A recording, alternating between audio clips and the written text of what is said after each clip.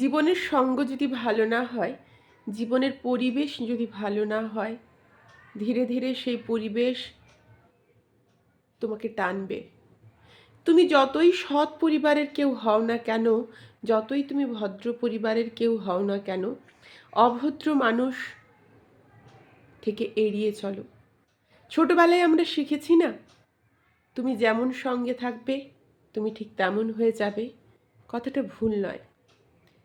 তুমি যে পরিবারে থাকবে দিনের পর দিন, আর যে পরিবারের মানসিক অত্যাচারগুলো তুমি দিনের পর দিন সহ্য করবে, তুমিও একদিন ভাববে তুমি যে কষ্টগুলো পেয়েছো সেই কষ্টগুলো অন্য কেউ পাক।